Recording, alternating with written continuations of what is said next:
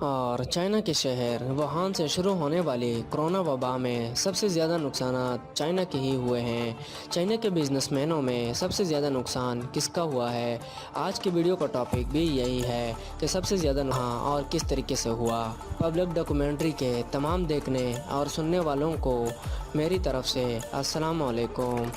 تو معزز خواتین و حضرات، جب سے دنیا میں کرونا کی وبائی ہے، تباہی ہے اور یہ جان لیوا وائرس دنیا کے تمام ممالک میں پھیل چکا ہے، اور یوں یہ چین کے ساتھ بھی جوڑا گیا ہے کہ یہ وائرس ووہان کے شہر چین سے بھی شروع ہوا ہے، اور یوں چائنا کے بزنس مینوں کا سب سے زیادہ نقصان ہوا ہے۔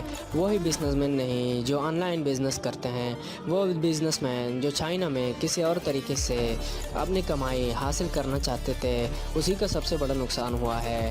آپ کو کس طرح پتہ چلے گا کہ آن لائن خریداری تو ہر کی چائنا میں سب سے زیادہ نقصان چوہوں، اور چائنا میں سب سے زیادہ نقصان ان لوگوں کا ہوا ہے جو پالتو جانوروں کی فارمنگ کرتے تھے، یعنی کہ چوہے، سانپ، چمگاڈر اور پالتو جانوروں یعنی کتوں کی فارمنگ کرتے تھے۔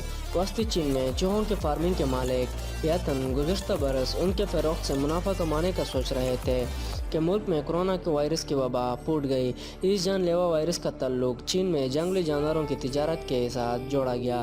سائنسدانوں کا کہنا تھا کہ یہ وائرس چمگاڈروں سے پیدا ہوا اور کسی دوسرے ممالیہ کے ذریعے انسانوں تک پہنچا۔ اس کے بعد چینی حکام نے ملک بھر میں چوہوں، کوبرا سانپوں اور جنگلی بلیوں کی تجارت اور ان کے گوشت کو فروخت پر پابندی عائد کر دی تھی۔ اس پابندی کی وجہ سے چین کے دیہاتی علاقوں میں ہزاروں افراد کو اپنی نوکریوں سے ہاتھ دھونا پڑا، جہاں فارمنگ کے ذریعے عوام کو غربت سے نکالنے کی حکمت عملی کی حوصلہ افزائی کی جاتی رہی۔ اس پابندی کے حوالے سے لی کا کہنا ہے، مجھے بہت مایوسی ہوئی۔ میرے لیے دوسرا روزگار تلاش کرنا بہت مشکل ہے۔ مجھے نہیں معلوم کہ میں مستقبل میں کیا کروں گا۔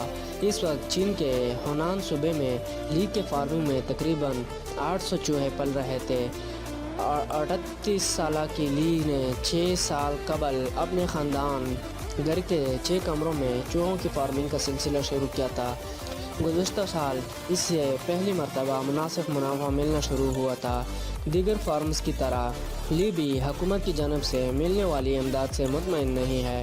اس سال ہونان چین کا وہ پہلا صوبہ تھا جہاں متاثرین کو روزگار تبدیل کرنے میں مدد فراہم کرنے کے لیے مالی مدد فراہم کی گئی۔ مقامی انتظامیہ کی جانب سے 1 کلو چوہوں کی اوسط 75 یوان، اتنے ہی کوبرا کے اوسط کو 120 اور جنگلی بلیوں کے گوشت کے اوسط 600 یوان دیے گئے تھے۔ تاہم ان کا کہنا ہے کہ یہ رقم مارکیٹ میں جانوروں کی قیمت سے کم ہے، اور اس رقم میں بس ان کے پابندی کے اخراجات ہی پورے ہوئے ہیں۔ 61 سالہ دوسرے فارم لیویو کا کہنا ہے کہ ہم نے جانوروں کو فروخت کر سکتے ہیں اور نہ ہی انہیں مار سکتے ہیں۔ میرے پاس 3000 سانپ تھے، لیکن مجھے صرف 1600 سانپوں کے پیسے دیے گئے۔ چین میں جنگلی جانوروں کی فارمنگ میں پابندی عائد کیے جانے سے قریب 2.5 لاکھ افراد کا روزگار متاثر ہوا ہے۔ چین نے سن 2020 تک ملک میں غربت کی انتہائی کم کرنے کے لیے ایک پلان پر عمل پیرا تھا، لیکن کرونا وائرس کی وبا کے باعث اب یہ ہدف حاصل کرنا مشکل دکھائی دے رہا ہے۔ اس وبا سے قبل چین کے تقریباً 5 ملین افراد غربت کی زندگی گزارنے پر مجبور اس وقت چین کے تقریباً 5 ملین افراد غربت کی زندگی گزارنے پر مجبور تھے۔ اب خدشہ یہ ہے کہ مزید چینی شہری غربت کا شکار ہو جائیں گے۔ اللہ تعالی ہم سب کا حامی اور ناصر ہو، اور اس وبا سے ہمیں اپنے اللہ تعالی کی طرف رجوع کرنا چاہیے کہ ہمیں اس وبا سے نجات دلائیں۔ وآخر دعوانا